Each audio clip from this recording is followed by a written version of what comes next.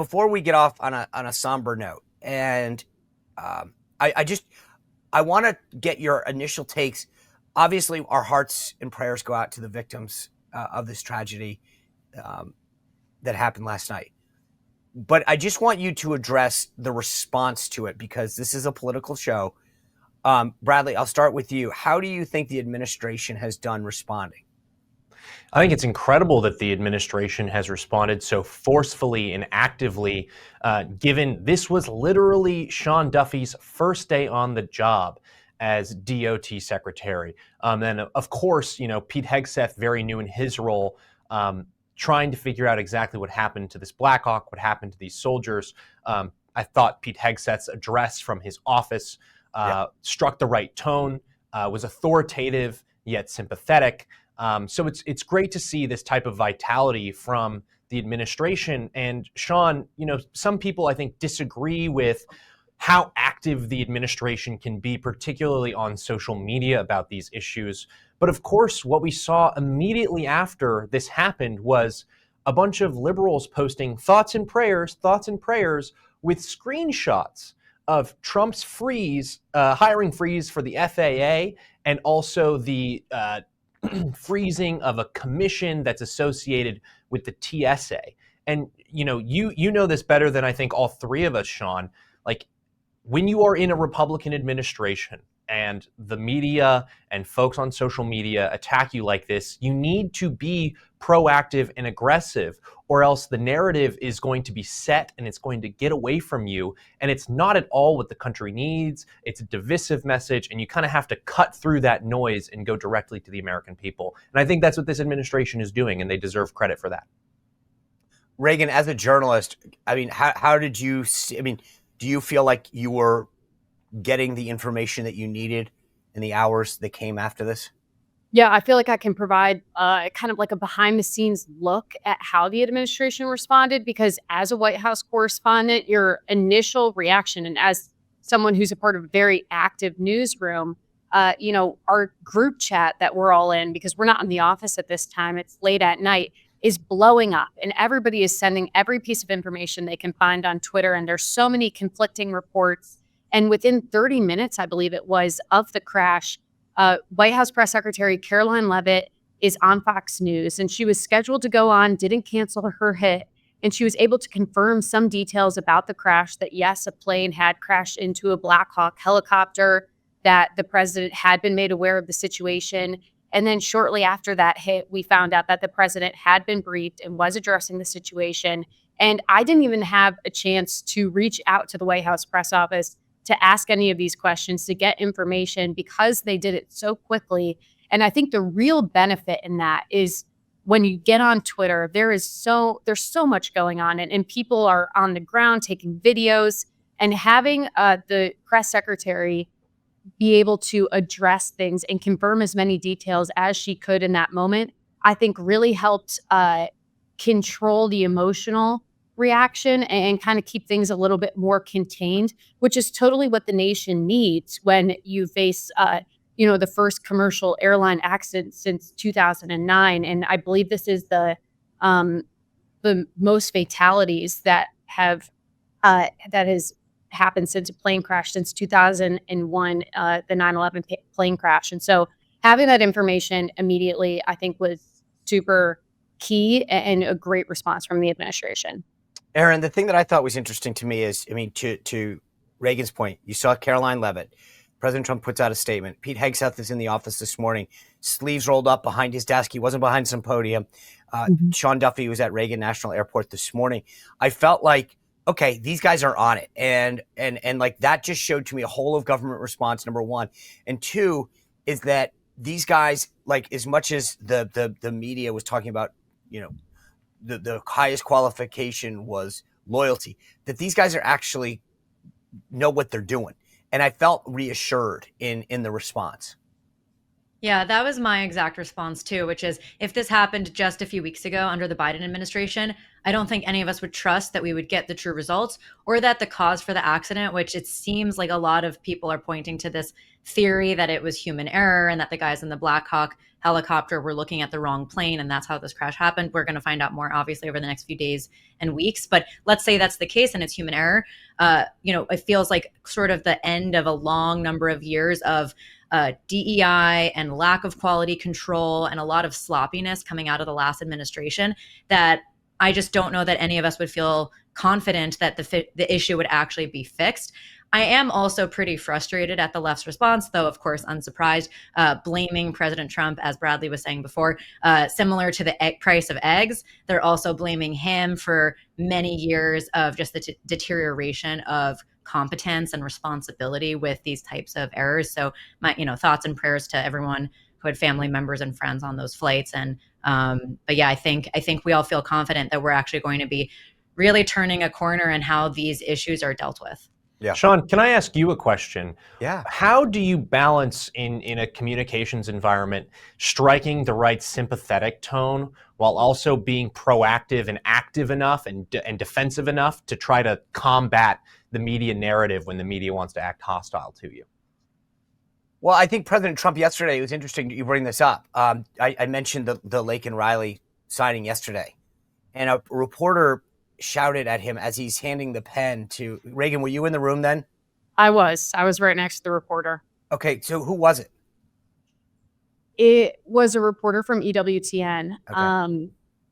Okay. I've been thinking a lot about this because I think. Okay, so why don't you just you were there? Explain like what happened, because I thought it was telling on several levels, and it goes to what Bradley's asking. But you were there, so why don't you explain what happened? Yeah. So, I mean, the East Room setup, it was in the East Room yesterday where he was signing the bill, and it was set up a bit differently than normal. Typically, how the East Room is set up is that the president will walk right by the press. And so you'll have an opportunity to shout a question at him in more of a contained, intimate environment. But this time, he was going to be entering through the East Room doors and just going straight to the lectern. And that we, as the press, were about 3 rows behind all of the attendees. We were right behind Lake and Riley's family.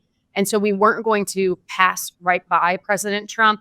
And so there had been some questions beforehand, like, is he going to take questions? How is that going to work? And I started to think to myself, is he going to stand from that podium after signing this really emotional bill and kind of point at us, and we're going to ask questions probably about the budget and potentially about the border bill, but also about the confirmation hearings. And so it was dead silent when he was signing that bill. Lakin's mom had given a really sad speech, and then the reporter next to me yelled out and asked the president if he would take a question on the budget. And I thought President Trump handled it very well and said, right now is not the time. I know it's an important issue, but right now is just not the time for me to be asking questions or to be taking questions from the press. And there were definitely some groans and some frustration from the crowd in the room that the press would kind of ruin a moment like that, Yeah. which I completely understand. Well, so why I thought it was telling to me is 2 reasons. One is Trump 1.0 would have said, you're a stupid reporter, right? But he said, it's a good question. That just shows to me this continues to believe that he is a very different president than we had the first term. And he's just in so many ways that takes a whole nother show. But then he said, but this is not the time for that. And I thought it was so, he's and this gets to your point, Bradley, he struck the right tone. And so part of it is to provide information, to say, here's what we know, here's who's looking into it, to give them a sense of what's happening, that we're looking into this. This is the state we're at. This is the information that we have. And then be able to calibrate hey, I understand your question, but this isn't the appropriate time for this, or we'll get back to you on that. And that takes a level of experience sometimes, because you have to be able to calibrate that and not lash out and be like, you know what, you're a moron for asking that question. Because I think that's the instinct of a lot of people. So it's a good question, and I thought Trump yesterday handled it perfectly. I do want to move on, and I want to talk about nominations in a second. But before I do that, I don't know if you guys have celebrated last night, but there was a big event at CNN. Let me just play it for you and show you what I'm talking about. Go. For the nearly 18 years I've spent here doing the news, people often ask me if the highlight of my career at CNN was at the White House covering Donald Trump. Actually, no. That moment came here when I covered former President Barack Obama's trip to Cuba in 2016 and had the chance to question the dictator there, Raul Castro, about the island's political prisoners. As the son of a Cuban refugee, I took home this lesson. It is never a good time to bow down to a tyrant. I've always believed it's the job of the press to hold power to account. I've always tried to do that here at CNN. Okay. So, you know what? Even on the way out, he has to, it's always about Jim. And that's the thing that's so interesting. I, me. And it's funny, he announced the Jim Acosta show yesterday after he decided to say that he was getting booted from CNN. And he said, I'm going to be launching the Jim Acosta show. And I couldn't help but think to myself, Arynne, you've always had the Jim Acosta show. It's always been about you. It's always been a show. It's never about, and the idea about truth and all this stuff. He's a carnival barker posing as a journalist. Yeah, no, I mean, I thought Jim who? I obviously know who Jim Acosta is, but I mean, he had his moment, and he's one of these guys that just won't leave us alone. I don't know how many people cared, except for those of us on the right. Excuse me. Bad cough that we're all getting over that flu that's been going around from inauguration. But it reminded me of when Don Lemon wrote that letter on X declaring his departure, where no one cared except for people who were making fun of him. So, yeah, I mean, pretty classless, pretty ungracious. But it is fitting that in 2025, now that President Trump is back in the White House and we are getting rid of all the parasitical bottom dwellers of society, mostly in government, we're also seeing that happen in places like CNN. So, good luck to Jim. I hope he continues, because we will continue to get a good laugh and a lot of content out of whatever he does. Speaking of CNN, and you're going to notice a little pattern here for a second. Stephen Miller was on with our other favorite guy, Jake Tapper. And Bradley, I want to play this for you and just get you to react, because to me, this was sort of just, I don't think that Jake saw this coming. Take a look. Jobs many Americans do not want to do.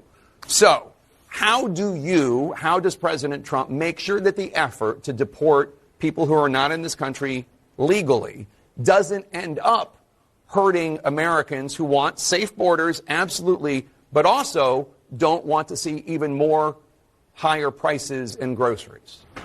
Well, I mean, I'm sure it's not your position, Jake, you're just asking the question, that we should supply America's food with exploitative illegal alien labor. I obviously don't think that's what you're implying. Only 1% of alien workers in the entire country work in agriculture.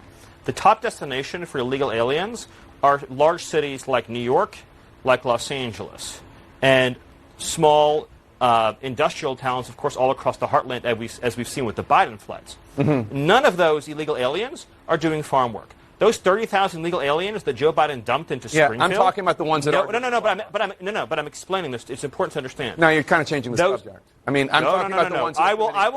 I will give me 30 minutes. I'll go as deep as you want this. We don't have you 30 and your minutes. audience. I don't have a I'm talking about the ones that work in the agriculture industry. I'm you explaining can come back to you and we your can talk audience. about the ones in the cities. I swear. I'll do the whole answer. The illegal aliens that Joe Biden brought into our country are not full stop doing farm work. All right, you get the point here. But the point, Bradley, that I think was fascinating about this is that Jake was trying to create a problem, and Stephen's saying, no, we're not going after people who are here legally. We're going people here who broke the law.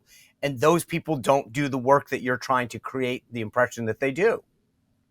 Come at Stephen Miller at your own risk on the immigration issue. He is a big dog in a small house. Also, on the Acosta front, a lot of people should hire me to do their branding, because it should be Jim Accosted. That should be his new show. And now it's other people coming in and asking him hard questions. I love this from Stephen Miller.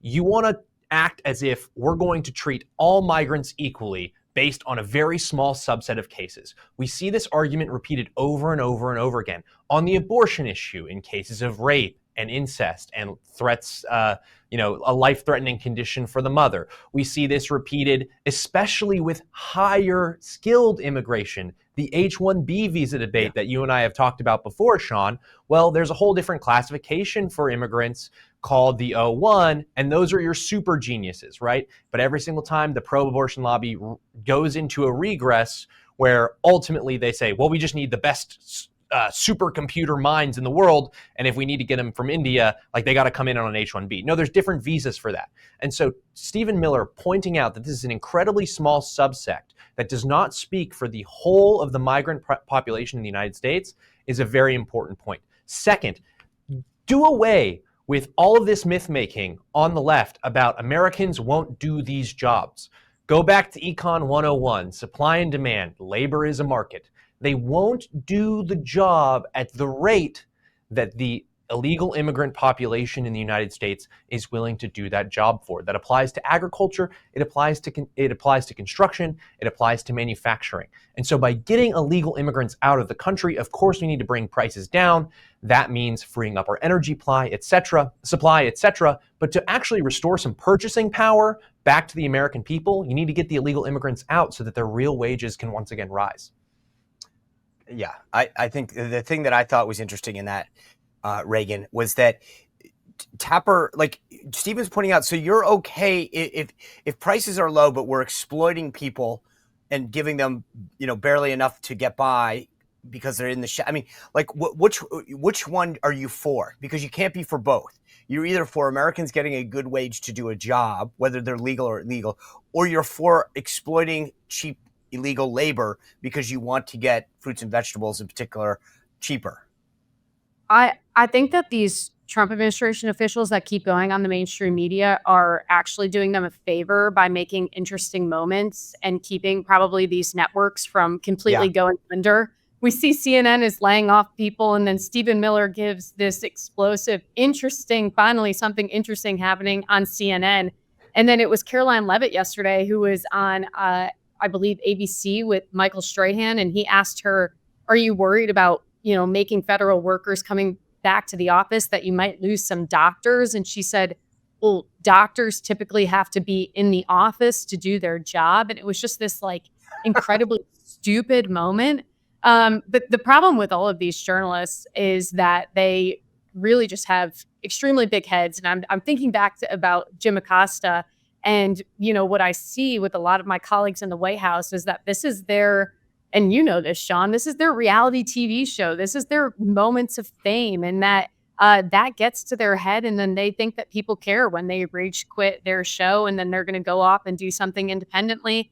And nobody cares. Nobody cares. And people just want journalists who are obsessed with the truth and are not focused on themselves. And that's what's really plaguing all of these networks and why they're just idiots on TV. All right, you just set me up perfectly. Arynne, I want to show you what senior White House correspondent at CNN did. She has her own show as well. She interviewed Dan Crenshaw about military policy, but this is a perfect lead-in from what Reagan was saying. Arynne, take a look at Caitlin Collins interviewing Dan Crenshaw on transgender policy in the military, and I'd like you just to react to this. Take a look. But let me ask you about some of the executive orders that Trump has been signing, because you have said that any American who is willing and able to serve in the military should be allowed to do so. Do you oppose Trump's ban on trans people serving in the military? No, not at all. I mean, I'm not sure where you got that quote, but you could find a lot of other quotes from me that would say that we should never allow anyone in the military to undergo transition surgery, which would make them medically unqualified to deploy and therefore reduce the readiness of the military. So I'm not sure what President Trump is going to do exactly on this policy. It's probably going to look a lot like his last administration, which was, you can say that you're another sex, but you can't undergo treatments to become another sex, because once you do that, you make yourself unready to deploy. It's the medical procedures themselves. But there are trans people who serve in the military right now who would disagree with that. They can disagree all they want. I'm the one who's, I know what war is like and I know what it takes to deploy. I was not allowed to deploy for vision issues. Now, what if you need to be on a bunch of medications and your entire body has been changed radically into another gender? It makes it very difficult to deploy you into the places that we need to deploy you. I had to be medically retired for my condition. And my condition, arguably, is far less severe than undergoing a transition to a different gender. Okay. Arynne, I'll save my thoughts. Tell me what you think. Well, there are two things here. First, just in general, with everything we've been talking about with the left-wing so-called media that are so-called reporting on everything, I think they just got used to the last 4 years of never having to be accountable, never having to know facts, never having to have a real argument, because they didn't really have to hear from us. But now that we're in the White House, they actually have to address us. And so Stephen Miller, Crenshaw, whoever it is, Caroline Leavitt, we just didn't get this, this talk time and this stage time before. So that's really exciting to see. And they're realizing they're kind of like the kids who are like the smartest kid in the high school, like, some random high school. And then they finally go to like a good college and they realize they have to work a lot harder on their homework. I think that's what they're realizing right now. On this clip with Dan Crenshaw, I think he's being overly generous. I disagree with him. I don't understand his point of saying that you could say you're another sex, but still serve in the military. That is a mental illness. You are mentally unfit to serve in our military if you believe that you are another sex. And what he's saying is you can't transition.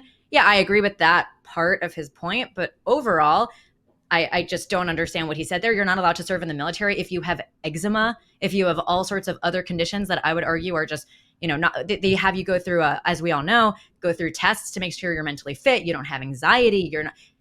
I don't really. I had not seen that clip before. I'm pretty frustrated by it for him. But I guess where I look at this is twofold. One is you have Caitlin Collins questioning a retired Navy SEAL, a badass who went to war, lost an eye, and got who was medically retired. And she thinks she knows better. She's telling him, yeah, but they say they can serve.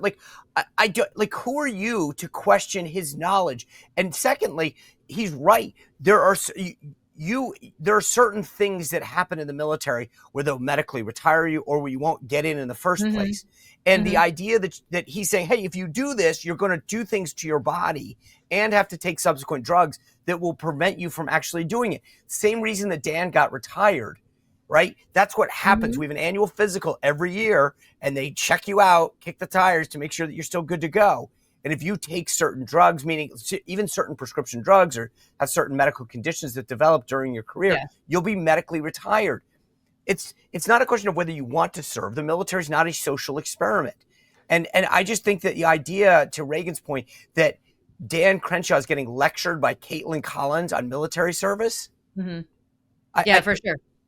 Yeah, my issue is that he just didn't even go far enough, but I definitely agree with your point that he just didn't even go, I think he should have been more severe, but I disagree with this idea that you could say you're another sex and still serve in the military. Right, I think the point he was making there, though, was saying something is one thing, and I get your point, because then you've got to look at the mental, but his whole point was, if you're not medically qualified, you're not medically qualified. All right, here's an interesting question that this is my last media clip, and then I want to get to the immigration thing.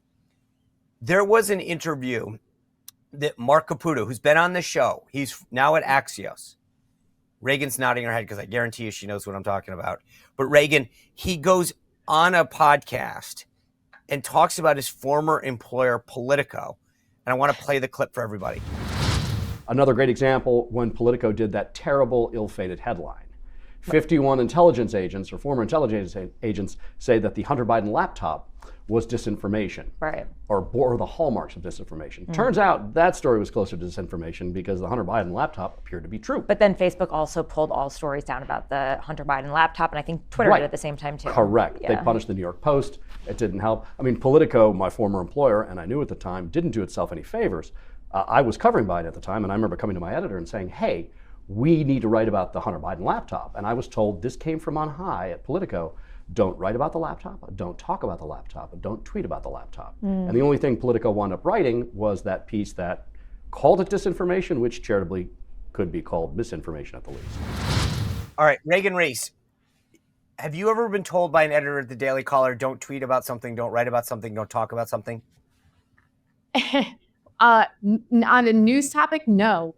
as a journalist, we definitely take pride in not trying to dip our toes in activism and to try to stay as middle of the road. And so there are of course social media guidelines and like, Right. hey, But don't it's be not like don't something. talk about a story. Yeah, no, we go where the news is, and there's never been any type of censorship, and nobody here has ever told me not to cover something because it didn't further some sort of agenda or narrative that we're trying to push, because there isn't one. All right, Bradley, there's a chart that President Trump put out. I tweeted it out. It shows encounters at the border, and it's unbelievable. I mean, it just drops like a rock the second he took office for a myriad of reasons. I wrote a piece in Newsweek saying, hey, Republicans, let's take advantage of this. There's a lot that our president can do. And President Trump has shown this, like all this gaslighting for the last 4 years that Biden said, I couldn't do this. We now know that that's not true. Clearly, the action that President Trump has taken on deporting criminals and closing the border have worked. But we Republicans need to get comprehensive fixes so that another president doesn't undo what President Trump's doing. I think this is the moment for Republicans to step up. Completely agree. And I just want to touch on the Politico thing really quick. Yep. Politico is owned by Axel Springer, one of the largest German multinational media companies in Europe. Do you think the Biden administration's support for continental Europe and the war in Ukraine had anything to possibly do with this continued, whitewashing of everything that the Biden family has done? I know we were talking about the laptop and the war in Ukraine hasn't started yet, but this is why they treat the Biden administration with kid gloves. Back to the immigration point. Yes, things need to be done by Congress. It's the truth of our constitutional system that the executive branch and the president has large powers over the immigration system in the United States. That doesn't mean, however, that Congress can't use the power of the purse to create conditions for the executive branch and the DHS to go about enforcing the laws of the country in an effective way. We can fund the border wall. We can provide all sorts of funding for different mechanisms. We can make sure that the asylum process is a thoroughly vetted process. We can make sure that the asylum process is not overwhelmed by invitations into the country by certain left-wing administrations or by certain left-wing lawmakers, whether that's on the state level or the federal level. So yeah, Congress does need action. They didn't need to do anything in order for Biden to stop the bleeding. But if we want to actually make this an inflection point, Sean, as you were saying, we need to make sure that that's followed up with legislation in Congress. Sadly, Yes. they're limited because a lot of this is going to have to be done through budget reconciliation. And so there's all sorts of pretty opaque and complex rules that govern this process in the Senate. Nevertheless, the Senate, by a simple majority vote, can change its own rules on the process. And so maybe Republicans should consider, if they want to make this an inflection point, they need to reconsider the rules so that we can say, hey, we actually do think immigration, or this immigration policy on visas, for example, has a direct budgetary impact. You're just not seeing it in the government's budget. You're seeing it across society. There's no question about it. Arynne, President Trump calls you and says, Arynne Wexler, I need some help telling Congress what should be in a what are the things that you think are the principles of immigration reform for you? Oh God, well, I don't want to say the words H-1B around this crowd. I'm not sure I want to get into that, but no, in terms of immigration, I really think securing the border and getting rid of criminals in our country, it's just so basic that this doesn't have to be complicated. The left pretended it was overly complicated and that it was something we couldn't deal with, but we're already seeing the consequences of this. I know we're all watching the tracker to see how many people are getting deported, and people are complaining about the numbers and saying it should be higher.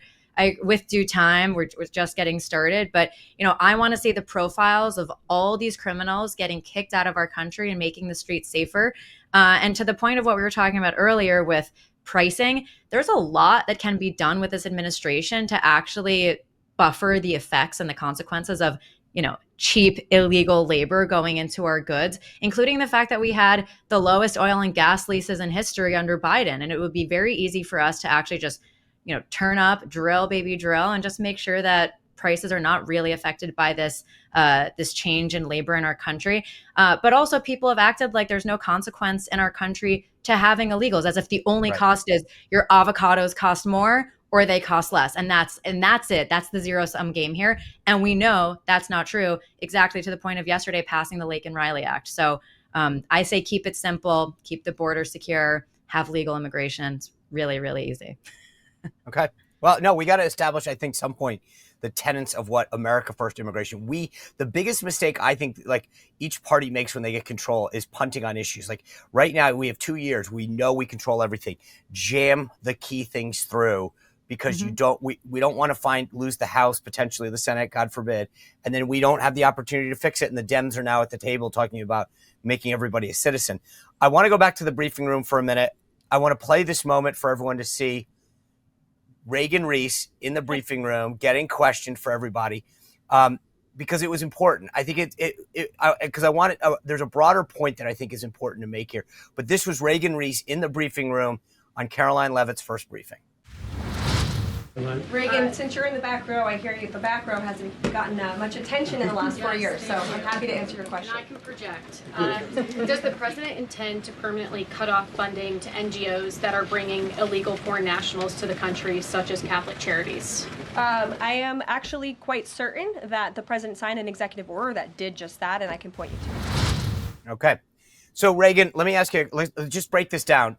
You were sitting. Was that a free seat? Did the Daily Caller have a seat? That's probably the easiest thing. Do you guys get a seat?